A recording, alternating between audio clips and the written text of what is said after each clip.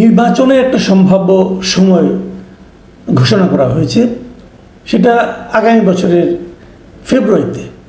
সেই হিসেবে ধরতে গেলে এখন থেকে আরও 6 মাস, প্রায় 6 মাস, 6 মাসের একটু কম ডেট ঘোষণা করা হয়েছে। কিন্তু মানুষ কি নিশ্চিত যে নির্বাচনের সময় হবে? আমার কাছে অনেকেই জিজ্ঞাসা করেন, ভাই নির্বাচন কি তাহলে ফেব্রুয়ারিতে হবে? তো আমি বলি যে ভাই, প্রধান উপদেষ্টা সরকারের যিনি শীর্ষ ব্যক্তি, তিনি নিজে বলেছেন যে ফেব্রুয়ারিতে নির্বাচন হবে, মানে রমজানের আগে নির্বাচন হবে। তাহলে আপনি সন্দেহ করছেন কেন, অথবা আমাকে জিজ্ঞাসা করছেন কেন? তো এই যে জিজ্ঞাসা করাটা, এটা কেন হলো? এটা হলো এই কারণে যে প্রধান উপদেষ্টা নিজের এমন একটা ইমেজ গত 1 বছরে তৈরি করতে পেরেছেন যে তার কথায় মানুষ বিশ্বাস করে না, তার কথায় মানুষ আস্থা রাখে না। উনি একটা আন্তর্জাতিক খ্যাতিসম্পন্ন ব্যক্তিত্ব। ওনার জন্য এই যে বাস্তবতা, এটা কিন্তু খুবই মর্মান্তিক আমি মনে করি। এই বয়সে এসে উনি যদি উপলব্ধি করতে পারেন যে মানুষ ওনার কথায় আস্থা রাখে না, এর চেয়ে দুঃখজনক আর কি হতে পারে? দেখুন, আমি এই যে কথাগুলি বললাম, এর আরেকটা আমি আপনাকে দৃষ্টান্ত দিচ্ছি। দেখুন কি হচ্ছে দেশে নির্বাচনটা নিয়ে। নির্বাচন নিয়ে নানা ধরনের কথাবার্তা হচ্ছে, নানা ধরনের, মানে কে কীভাবে নির্বাচন চায়। জামাত বলছে তারা পিয়ার পদ্ধতির জন্য আন্দোলন করবে, আরেকজন বলতে যে আগে বিচার হতে হবে, সংস্কার হতে হবে, অনেক কথা কাহিনী কিচ্ছা সব কিছু হচ্ছে। কিন্তু মানুষ কি নির্বাচন নিয়ে খুব বেশি একটা চিন্তা ভাবনা করছে? না, করছে না। আমি আজকে একটা জরিপের কথা বলি। আজকে জরিপটা আমি পত্রিকায় পেলাম যে মানে আপনার একটা প্রতিষ্ঠান, BRAC institute of governance and development, BIGD, এরা একটা সার্ভে করে, নাম দিয়েছে তারা পালস সার্ভে, মানে মানুষের মধ্যে কী চলছে, মানুষের পালসটা কী, এটা তারা সার্ভে করে বিভিন্ন সময়। গত বছরও তারা একটা সার্ভে করেছিল, গত বছরের অক্টোবরে। তাদের প্রশ্ন থাকে কয়েকটা, যে আপনি কি সিদ্ধান্ত নিয়েছেন কি না, কাকে ভোট দিবেন, অথবা দিলে কাকে দিবেন, অথবা কী করে, এইরকম কয়েকটা প্রশ্ন। তারা গ্রামের মানুষকে করে, শহরের মানুষকে করে, এরকম একটা তারা প্রশ্ন করে, এবং প্রশ্ন করার পর সেখান থেকে একটা জবাব নিয়ে তারা একটা রেজাল্ট বের করে। গত বছরের অক্টোবরে তারা একটা এরকম সার্ভে করেছিল, এবং সেখানে তারা যে রেজাল্টটা পেয়েছিল সেটা ছিল এরকম যে ওখানে 38% মানুষ বলেছিল তারা ভোটের ব্যাপারে এখনও সিদ্ধান্ত নেয়নি। গত বছরের অক্টোবর অনেক আগে ছিল, এখন থেকে আরও 8 মাস আগে, কিন্তু হতেই পারে। 8 মাস পরে এসে যখন তারা ওই আবার একই জরিপটা আবার করলো চেঞ্জটা দেখার জন্য, এখন কিন্তু 48.50% মানুষ বলছে যে তারা কাকে ভোট দেবে সে বিষয়ে এখনও কোনো সিদ্ধান্ত নেয়নি। মানে ভোট দেওয়ার ব্যাপারে কাকে দিবে তারা বুঝতে পারছে না। গত বছর 38% বলেছিল আমরা কাকে দেবো জানি না, আর এখন 48% লোক বলছে তারা কাকে দেবে তারা জানে না। কেন এরকম অনিশ্চিত ভোটারের সংখ্যা বাড়ছে কেন? মানে তারা কোনো ব্যাখ্যা দেয়নি, তারা কেবল হিসাবটা দিয়েছে। আমি এটা ব্যাখ্যা করার চেষ্টা করেছি, আমি ভাবার চেষ্টা করেছি যে কেন মানুষ ভোট নিয়ে ভাবছে না এখন পর্যন্ত, কাকে ভোট দেবে সেটা ভাবছে না। ভাবছে না একটা কারণেই, এই সরকার ভোটের এমন একটা মাঠ তৈরি করেছে যে মাঠে মানুষ জানে না যে তারা ভোট প্রার্থী হিসেবে কাকে পাবে, এখনও জানে না। কারণ জামাত বলছে তারা পিয়ার নিয়ে আন্দোলন করছে, জামাত শেষ মুহূর্তে যদি ভোট বর্জন করতেও পারে। এনসিপিও বলছে বিচার এবং না হলে সংস্কার না হলে তারা নির্বাচন নাও করতে পারে। তারা না করে তাহলে ভোটে ভোটে থাকবে কে? কিন্তু এইগুলি তো আলোচনা করতে হবে। আওয়ামী লীগ নাই, আওয়ামী লীগের রাজনৈতিক কর্মকাণ্ড নিষিদ্ধ করা হয়েছে, আওয়ামী লীগ নিষিদ্ধ করা হয় নাই, রাজনৈতিক কর্মকাণ্ড নিষিদ্ধ করা হয়েছে। মানে ভাবখানে এরকম যে তোমার খাওয়া আমি বন্ধ করলাম না, কিন্তু তুমি মুখ দিয়ে কিছু ঢুকাইতে পারবা না। বিষয়টা খেয়াল করেন, তুমি মুখ দিয়ে না ঢুকালে আপনি খাবেন কোন দিক দিয়ে ভাই? হিসাব নিলে এরকম আর কি, যে আওয়ামী লীগের রাজনৈতিক কর্মকাণ্ড বন্ধ, কিন্তু আওয়ামী লীগ নিষিদ্ধ না। তাহলে আওয়ামী লীগের যদি রাজনৈতিক কর্মকাণ্ড বন্ধ হয়, নির্বাচন থেকে রাজনৈতিক কর্মকাণ্ড, তার মানে আওয়ামী লীগ নির্বাচন করতে পারবে না, নৌকা মার্কা ব্যালট পেপারে থাকবে না, থাকবে না। তাহলে মানুষ তো সিদ্ধান্ত নিতে থাকবেই।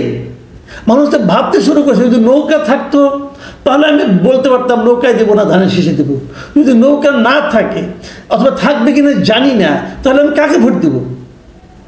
এটা তো একটা বড় সিদ্ধান্তহীনতা, তাই নয় কি? দেখুন, আমরা কিন্তু গত 2024-এর জানুয়ারিতে যে নির্বাচনটা হয়েছিল, আওয়ামী লীগ করেছিল, ওটাকে আমরা বলেছিলাম কি আমি এবং দামি নির্বাচন। কেন বলেছিলাম? এবং আমি এই মাসুদ কেবল আমি নিজেই বারবার বলেছিলাম, ওই নির্বাচনের আগেও বলেছিলাম যে সরকার এমন একটা নির্বাচন করছে যে নির্বাচনে ভোটার যখন ভোট দিতে যাবে তখন হয়তো ভোটার মানে ব্যালট পেপার অনেক বড় হবে, কোনো সন্দেহ নাই। সেই ব্যালট পেপারে হয়তো 4 জন 5 জন 10 জন পর্যন্ত প্রার্থী থাকতে পারে, কোনো সমস্যা নাই। কিন্তু সমস্যা হলো একটাই, আপনি যেখানেই ভোট দিবেন ওইটাই হবে আওয়ামী লীগের ভোট, যেখানেই ভোট দিবেন, কারণ সবই তো আওয়ামী লীগের ক্যান্ডিডেট। তার মানে যারা বিএনপি করেন, যারা ধানের শীষে সবসময় ভোট দেন, অথবা যারা দাঁড়িপাল্লায় যা সবসময় ভোট দেন, তাদের জন্য কিন্তু কোনো অপশন থাকে না। তারা কিন্তু বলতে পারে না আমি তাহলে কোথায় ভোট দেবো, আমার জন্য আপনারা কী রাখলেন, এত বড় একটা ব্যালট পেপার বানিয়েছেন, এখানে আমি কোথায়, আমার যে চাহিদা, আমার যে আমি যাকে ভোট দিতে চাই সেই লোকটা কোথায়, অথবা সেই লোকটা সেই মার্কাটা কোথায়, নাই তো। এই জন্যই ওই নির্বাচন গ্রহণযোগ্য না। ওটাকে আমি নির্বাচন এই জন্যই বলি না, কারণ আপনার তো নির্বাচন করার কোনো অপশন নাই। এবার যে নির্বাচনটা হচ্ছে সেই নির্বাচনে কিন্তু একই কথা কেন, যদি আওয়ামী লীগ ইলেকশন করতে না পারে, যদি ব্যালট পেপারে নৌকা মার্কাটাই না থাকে, তাহলে আওয়ামী লীগের কিছু ভোটার আছে না? দেখুন, আমি এটা বারবার একটা হিসাব দিই, অনেক সময় দিয়েছিলাম, যে আওয়ামী লীগ যেবার সবচেয়ে খারাপ করে, সেবারও আওয়ামী লীগ 2.25 কোটি ভোট পায়। যেমন আমি উদাহরণ দিয়ে বলি আপনাদেরকে, 2001 সালে আওয়ামী লীগ সবচেয়ে খারাপ নির্বাচন করেছে, মানে ভোট পেয়েছে। সেইবার কিন্তু আওয়ামী লীগ 2,28,00,000 ভোট পেয়েছিল। তবে কি বলবেন এটা? তো এই ভোটগুলি এরা আওয়ামী লীগ ভালো করুক মন্দ করুক, তারা নৌকা মার্কায় ভোট দেয়। এরা অন্য কোথাও দিবে না ভোট, ভাই। আপনি যতই হাতে পায়ে ধরেন, দিবে না তারা। ধরলাম আওয়ামী লীগের 15 বছরের দুঃশাসনে এরা খুব বিরক্ত, এদের অনেকেই বিরক্ত হয়ে গেছে। তারা বলছে আমি আর আওয়ামী লীগকে চাই না। এটা কিন্তু শুরুর দিকে 2024-এর অগাস্ট সেপ্টেম্বর থেকে আওয়ামী লীগের উপর অনেক বিরক্তি ছিল। কিন্তু এই সরকারের যে কর্মকাণ্ড যা শুরু হয়েছে, এতে কিন্তু আওয়ামী লীগের প্রতি মানুষের বিরক্তির সংখ্যা কিন্তু ধীরে ধীরে কমতেছে। যাই হোক, ওই আলোচনা নাই বা গেলাম। এই যে বিরক্তি, মানে আওয়ামী লীগের যারা ভোট দেয়, তো তারাও যে আওয়ামী লীগের প্রতি বিরক্তি, যে বিরক্তিটিকে আমি হিসাবে রাখি, তাহলে আওয়ামী লীগের কিছু ভোট কমেছে। কত কমেছে? আবার দেখুন, এর মধ্যে কিন্তু জনসংখ্যাও বেড়েছে, ভোটার সংখ্যাও বেড়েছে। তার মানে হরে ধরে যে কিন্তু হয়তো কাছাকাছি থাকবে। বাট আমি ধরলাম আপনাদের কথা অনুযায়ী আওয়ামী লীগ খারাপ দল, আওয়ামী লীগ অনেক লোককে হত্যা করেছে, আওয়ামী লীগের নেতাগুলি খারাপ, সব ধরলাম। তারপরেও আপনি দেখবেন মিনিমাম 1 থেকে 1.5 কোটি লোক যারা জীবনে কোনো দিন নৌকা মার্কা ছাড়া অন্য কোনো মার্কায় ভোট দেয় নাই, তাদের এই জীবনে দেয় নাই, এবং তারা বাকি জীবনে ভোট দেবে বলে আমার মনে হয় না। এরা নৌকা মার্কারই ভোটার। তো তারা যদি নৌকা না দেখে, তারা হয়তো ভোটই দেবে না, এমনও হতে পারে। কিন্তু তো সেক্ষেত্রে এই ভোটারদের জন্য আপনি বিকল্প কি রাখলেন? আমি নির্বাচন কমিশনকে বলতে চাই, আমি সরকারকে বলতে চাই, আপনারা এই 1-1.5 কোটি মানুষের জন্য বিকল্প কি রাখলেন? সংখ্যাটা কিন্তু বেশি হবে, আমার ধারণা আরও বেশি হবে। কিন্তু আমি যেহেতু আপনারা বলছেন যে আওয়ামী লীগ খুব খারাপ করছে, মানুষ আওয়ামী লীগকে রাগ সব মানলেও কমাইলেও আপনি যদি 3-4 গুণ কমিয়ে ফেলান, তারপরেও আপনি এর চেয়ে কমাতে পারবেন না। তো 1-1.5 কোটি লোক, ইউরোপের অনেক দেশের টোটাল জনসংখ্যাও এর চেয়ে কম হয়। সেরকম লোকের জন্য আপনি কি রাখলেন ভাই? আপনি ইচ্ছা হলে আপনি 1-1.5 কোটি লোকের ভাগ্য নির্ধারণ করে দিলেন যে তোমরা ভোট দিতে পারবে না, অথবা তোমাদের যাকে তোমরা ভোট দিতে চাও সে থাকবে না। এটা আপনি বলতে পারেন? কোনো রাষ্ট্র, কোনো সরকার এরকম বলতে পারে? তাদের জন্য আপনি কি বিকল্প? একটা বিকল্প তো রাখবেন। এটার নাম গণতন্ত্র নয়। এটাকে গণতন্ত্র বলে না। গণতন্ত্রে একজন লোকের ভোটাধিকারের সম্মান পেতে হবে, গুরুত্ব দিতে হবে, একজন লোককে গুরুত্ব দিতে হবে, সেটাই গণতন্ত্র। গণতন্ত্র নামে যা চলছে এটা গণতন্ত্র নয়। আমি মনে করব নির্বাচনে আরো 6 মাস বাকি আছে, এর মধ্যে আপনারা সিদ্ধান্ত নিন। না হলে ওই যে বললাম যে ওনাদের এই জরিপ, কাকে ভোট দেবো মানুষ সিদ্ধান্ত নিতে পারছে না। কেন পাচ্ছে না? এটাই কারণ। আপনি বলবেন যে ওই লোকটা খারাপ, ওকে আমি আসতে দেবো না, কিন্তু ওই লোকটাকে যদি দেশের মানুষ পছন্দ করে তাহলে আপনি কে সিদ্ধান্ত দেওয়ার? আপনি তো কোনো ইলেকটেড গভর্নমেন্টও না, আপনি একটা সরকারকে উৎখাত করেছেন। মাথায় রাখবেন, গণ আন্দোলনে আমরা একটা সরকারকে উৎখাত করেছি। সরকার আর দল কিন্তু এক না, এটা মাথায় রাখতে হবে। সরকার আর দল এক জিনিস না, নেতৃত্ব আর দল এক জিনিস না। ভুল নেতৃত্বের কারণে কিন্তু দল পরাজিত হয়, ভুল নেতৃত্বের কারণে দল ক্ষতিগ্রস্ত হয়। তা আপনি নেতৃত্বের বিরুদ্ধে বিচার ব্যবস্থা করেন, দলকে কেন করবেন? আর যদি আপনি বলেন যে ঠিক আছে এই দল ১৫০০ লোককে মারছে, অমুক মারছে, তমুক মারছে, আরে এরা যত লোককে মারছে তার চেয়ে বেশি লোককে কিন্তু জামাত ইসলামী ৭১ সালে মারছে, তাদের বিচার করছেন। ওটাও করেন, এটাও করেন, অসুবিধা নাই, করেন। আর সেই নিষিদ্ধ করেন আর যাই করেন সেটা বিচারের মাধ্যমে করেন, আত্মপক্ষ সমর্থনের সুযোগ দিয়ে বিচার করেন, আমার কোনো আপত্তি নাই। কিন্তু বিচার করবেন না, আপনি নির্বাহী আদেশে করে দিবেন, এটা হয় না। যাই হোক, আমি আশা করব আগামী নির্বাচনে এই যে আমরা দেখলাম যে ৪৮.৫% মানুষ সিদ্ধান্ত নিতে পারছে না কাকে ভোট দিবে, এটা আমি মনে করি নির্বাচনের জন্য কোনো ভালো বার্তা বয়ে আনে না। মানুষ আগে থেকে সিদ্ধান্ত নিতে পারছে না কেন?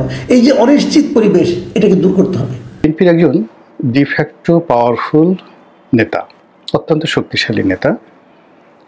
রাজনৈতিকভাবে তার কোনো দলে ওরকম পদ পদবি না থাকলেও বিএনপির যে পেশাজীবী পাওয়ার রয়েছে, পেশাজীবীদের যে শক্তি রয়েছে, সেই শক্তিমত্তার সবচাইতে যে গুরুত্বপূর্ণ সেক্টর সেটা হলো সচিবালয়।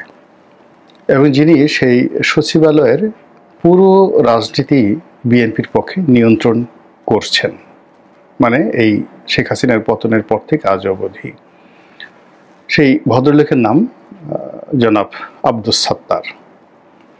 তো তিনি বেগম খালেদা জিয়ার ব্যক্তিগত সচিব এবং তার যে পদমর্যাদা, আগে হয়তো ডিপটি সেক্রেটারি ছিল, কিন্তু শেখ হাসিনার পতনের পর তাকে যে বঞ্চিত করা হয়েছে, সেই বঞ্চনাকে তিনি ভূতাপেক্ষা প্রমোশন দিয়ে এখন তিনি পূর্ণ সচিব পদমর্যাদার একজন সাবেক আমলা।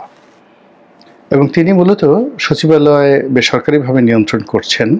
আর অফিসার্স ক্লাব, যেটা সাবেক এবং বর্তমান যারা সিভিল অ্যাডমিনিস্ট্রেশনে কর্মকর্তা, তাদের একটা, যাকে বলা হয়, এটা রাওয়া ঠিক নয়, সেনাবাহিনীর যেমন রাওয়া তার চেয়ে শক্তিশালী।